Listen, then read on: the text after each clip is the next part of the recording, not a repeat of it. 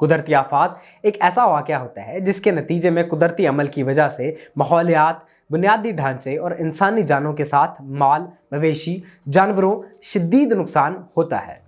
ان واقعات میں سمندری طوفان، سیلاب، جنگل کی آگ، زلزلے، سونامی، آتش فشاں پھٹنے کے علاوہ بہت کچھ شامل ہوتا ہے۔ مقام اور مخصوص واقعہ کے لحاظ سے قدرتی آفات کی شدت بہت مختلف ہو سکتی ہے۔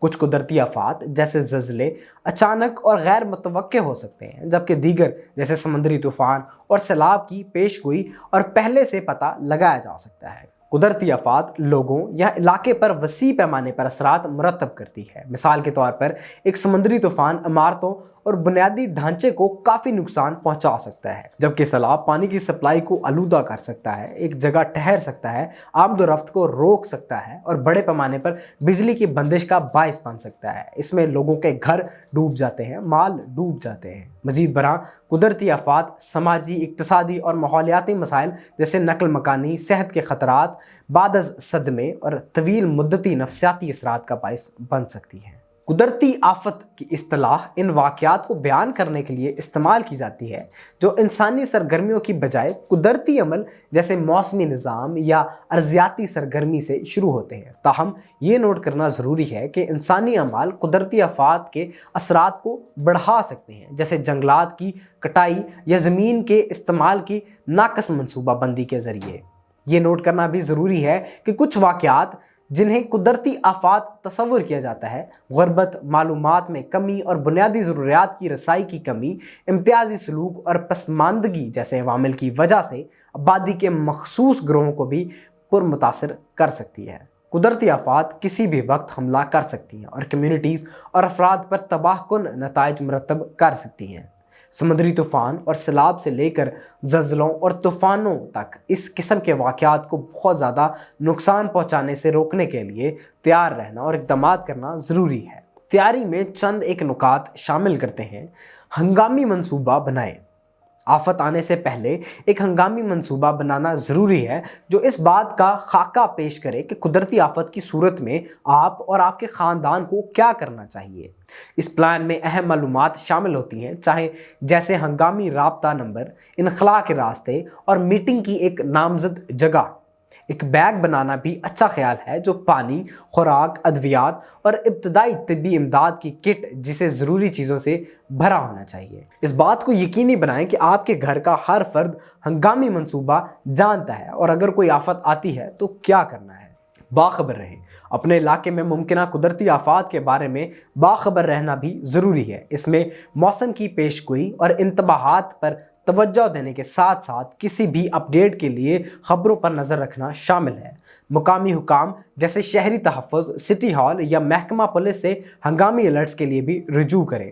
بیمہ کروائیں۔ قدرتی آفات گھروں اور املاک کو کافی نقصان پہنچا سکتی ہے اور اپنے آپ کو مالی طور پر محفوظ رکھنے کے لیے انشورنس کا ہونا ضروری ہے۔ اس بات کو یقینی بنائیں کہ آپ کے گھر اور اشیاء دونوں کو نقصان پہنچنے کے بعد کافی حد تک ریکور کیا جا سکتا ہے۔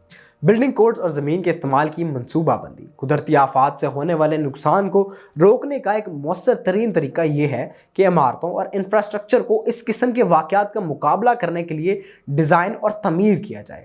اس میں گھر کی عمارت بنانے کے لیے سول سائنس کے اصولوں کا استعمال اور زمین کے استعمال کی ایسی منصوبہ بندی کی پالیسیوں کو نافذ کرنا شامل ہے جو قدرتی آفات کے امکانات کو مد نظر رکھ کر بنائی جاتی ہیں۔ غیر معیاری اور پرخطر عمارت کے ڈیزائن سے گریز کریں۔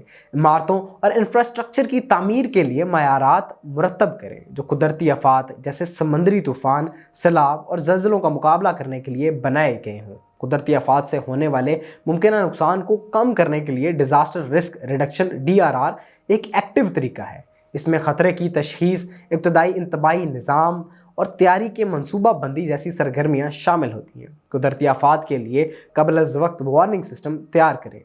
تعلیم اور تربیتی پروگرام کے ذریعے اسکولوں اور کمیونٹیز میں DRR کا نفاذ کریں۔